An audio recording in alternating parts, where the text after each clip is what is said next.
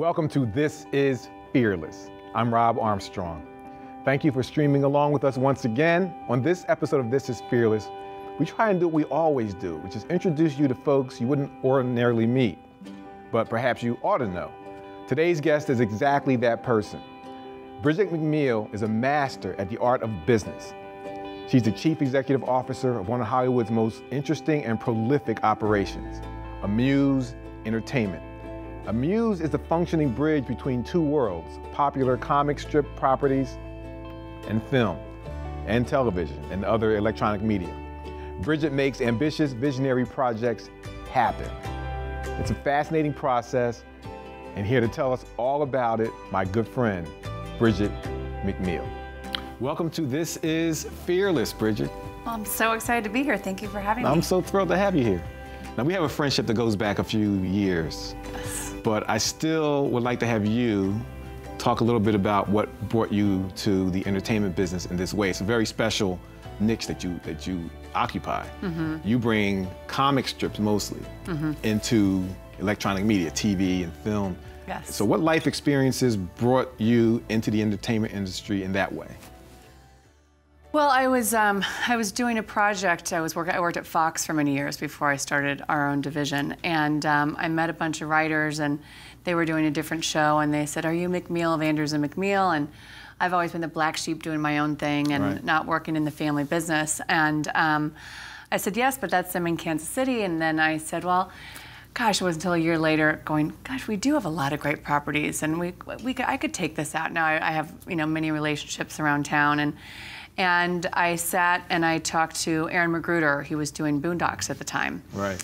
And I kind of picked his brain on how he got involved and how he's getting, a lot of times people option properties and the creators are just pushed aside. Right. And what I had seen in past things that had been out there, that why are these studios and networks buying this IP and not involving the creator? It gives the whole, it gives a disservice to what Absolutely. and then the most important thing are the fans. If you're going to buy IP, then the fans are going to follow what you're doing. If you bring in someone else that knows nothing about this strip and ignore the creator, then you're going to lose that. So that was my mandate, to work closely with the creators.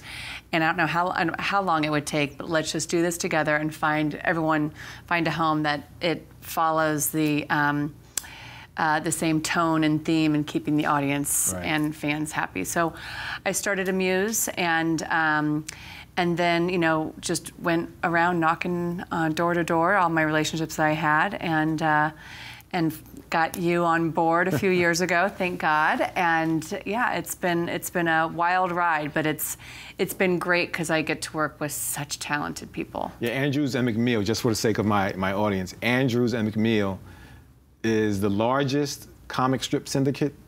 It's the largest syndicate in the world. Largest Yes. syndicate in the world. Now, JumpStart, my strip is syndicated through Andrews and Yes. McMeel, along with Doonesbury. We're talking about Peanuts, right? Yes. The Far Side, the Boondocks comic strip.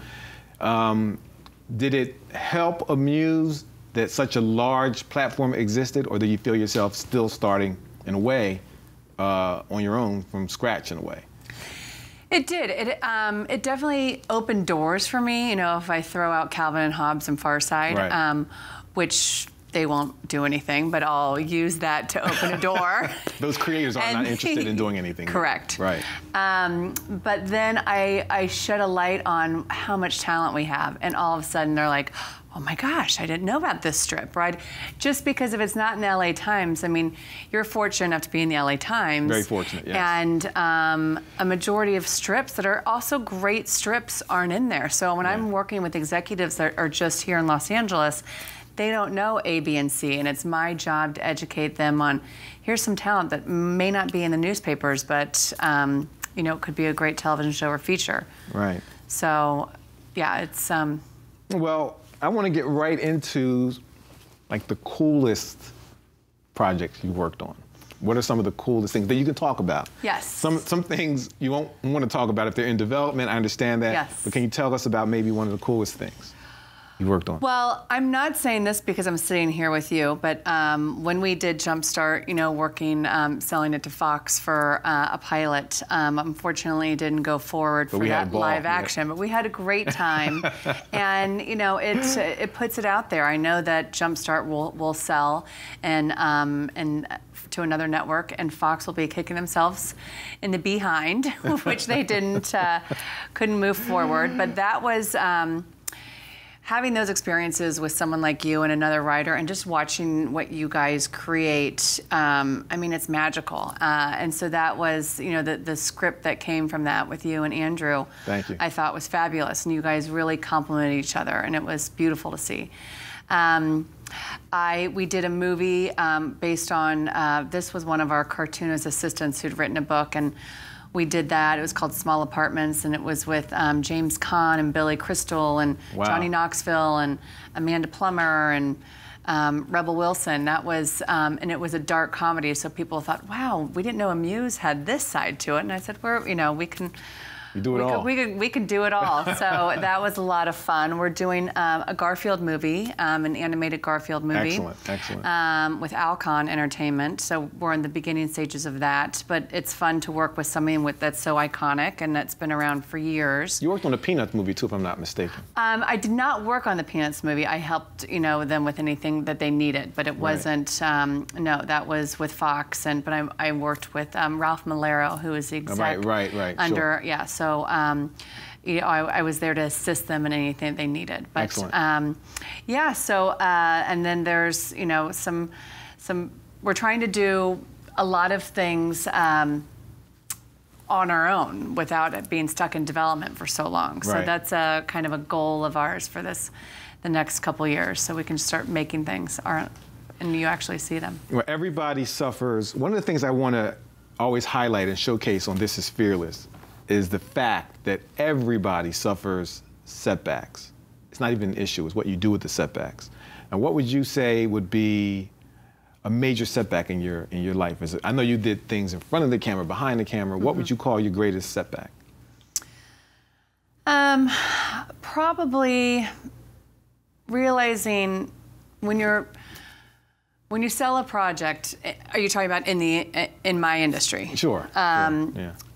When you sell a project and the studio puts $2 million into it, and you're on cloud nine, you're moving forward, and then 5 years later, you know, you get a call, oh, we're going to go to turnaround, and your project is gone, and for 5 years you put your blood, sweat, and tears. Right.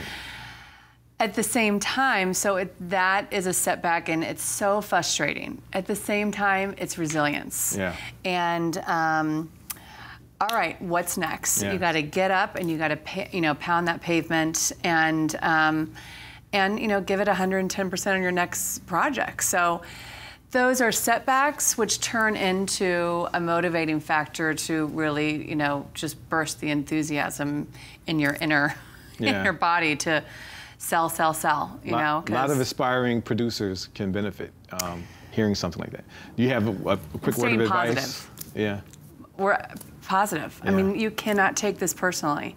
You've been in the business, and when you take it personally, it doesn't help anyone. It doesn't help you, anyone around you. Yanked out sometimes. Yeah, but if you just keep on going, you know what? I'm gonna sell this, and it might be in the next 6 months, it might be in the next 2 years, it might be in the next 5 years, but I'm gonna sell this, and it's gonna. Everything, and your audience is going to know this who's in the industry, everything is timing. Right. I know I have good IP because it sells. I've got a track record. I can tell you how many people follow this and are huge fans. So that's not the problem. It's the right person at the right time for their network or studio. And then, I think everything, all the pieces will fall into place eventually. Bridget McMeel, excellent. Thank you. Thank you so much for coming. It's so nice to see you and be here, and I'm honored. Thank you very much. Ladies and gentlemen, Bridget McMeel, Amuse Entertainment, stopped by to visit us on the set of This Is Fearless. So exciting. I know she inspired me, and she continues to inspire me. I hope that you are inspired as well. So I'm going to go over to my drawing table and show you just how inspired I am. Thank you.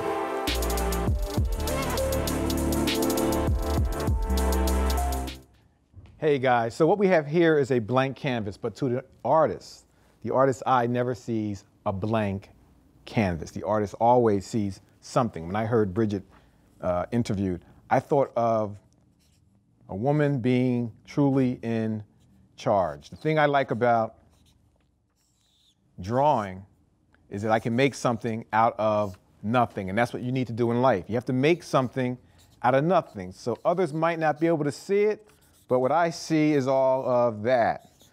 And that's what the artist has to do, is create a vision from what seems to be nothing. This is going to be Marcy from my comic strip. I'm going to have Marcy striking a pose for you. Marcy is a nurse and a wife. Marcy is a mom. Most importantly, Marcy is the boss. Let's not be confused here. The boss is the mom. Because without mom, nobody could be able to make it. I know I certainly would not be able to make it without the boss. So this is she's standing on the earth. There he is, the boss, the king of the, queen of the world. Have her standing, spanning all the continents. And she is, some attitude here. I'm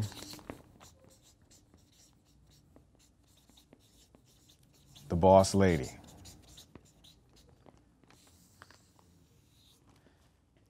Let me sign my name on this, because we are actually going to be giving away this drawing to a lucky winner.